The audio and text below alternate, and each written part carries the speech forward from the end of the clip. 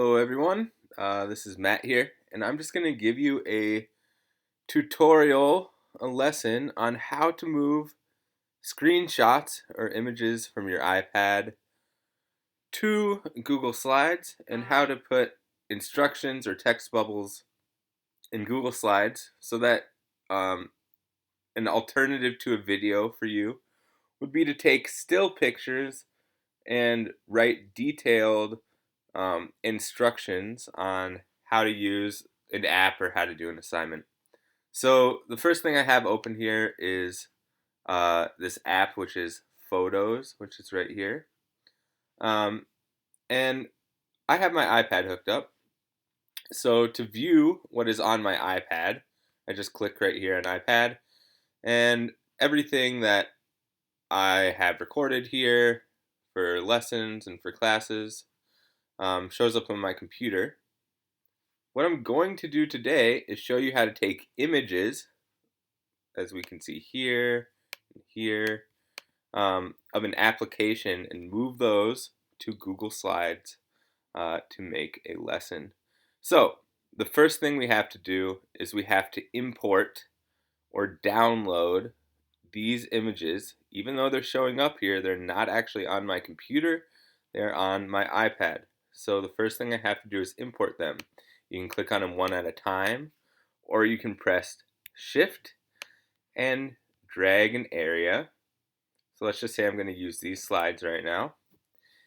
All right. And you're going to import these 10 selected items. With photos or pictures, it's pretty quick. With videos, it will take a little longer. All right. So that was obviously pretty quick, and we see my photos are right down here. Okay. So here's my iPad, and here are my imports. Okay. So let's just say I'm going to make a lesson out of what is right here in my imports. I want to put this on Google Slides. Well, the first thing I have to do is move this to an external folder. And so just like we selected before, this time it's not going to select with that little blue check mark, but with a little blue box. But again, I just like to do the drag method, drag the window area, and now they're all in blue. And all I'm going to do is just move these into a folder. Okay, and if we look right here, we'll notice that they are in order. When you take photos in order on your iPad, they're embedded with this number to make sure that they stay in chronological order. If we look at it like this, you can see these match up. You always want to pay attention to that because there are other things that you can organize files by, but if you just organize it by the name, it's going to be in order. Okay, so you will see that I made a GarageBand folder, GarageBand #1 folder on my desktop just for this assignment. It's very important that your folders are organized when you're doing a lot of exporting and moving of files from app to app, and you'll see why in a second. So, anyways, I've done everything I need to do in Photos, so I'm just going to X out of that, and I'm going to open up my Google Slides. Now, just to show you what we're getting at, this is an assignment I did one day when I had a sub, and we had worked with this application before, so this is not starting at square one, but you can see all of these instructions on how to do things, okay? And at the end, even we can get to it, a checklist for what your assignment should look like by the time you're finished with it. And so, obviously, writing in all of this text, organizing the photos does take a little bit of time, but you're left with a very beautiful and simplified resource for students to use. Um, and it takes time, but it's not hard. So I'm going to show you how to do this. So we're going to go to a new song.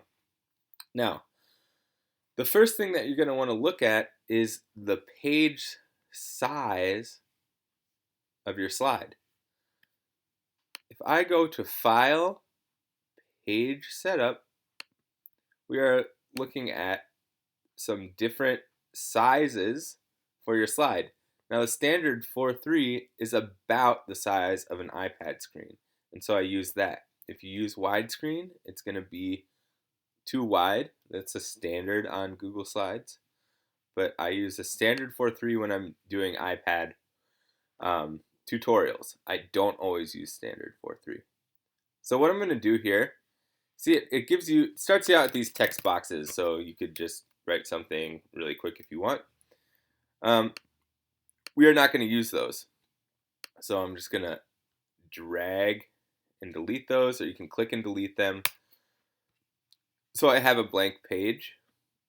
What you will see is when I duplicate or when I add another slide, it's going to automatically add those text boxes again. I don't want that. I'm going to get rid of them, and what I'm going to do is duplicate slides here. That way, when I create a new slide, it doesn't have that text box in it. It's just a blank page. So I would probably just duplicate, and there are keyboard shortcuts for this. Mine is Command D, and that would probably work. So now you can see I'm making more and more and more and more. Make a little more than you might need. I think I have like 8 slides or something here, but this is not actually a real lesson. So anyways, now we have our blank slides, and we're ready to put our images into Google Slides. So I have my folder nice and organized. I can keep it off to the side here. It's going to make it easier.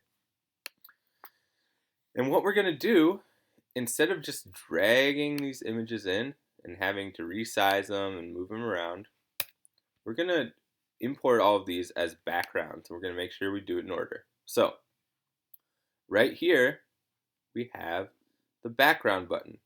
When you click on this button, you're going to give this option to choose an image. All right, and it's going to give you, you can either browse through your Finder, or you can drag and drop. I always think drag and drop is a little easier for demonstration purposes, but you could also go here and go to my GarageBand 1 assignment, and they're all in order. So I can do it this way, but for purposes today, I'm just going to drag and drop. Right there, it's going to download the image.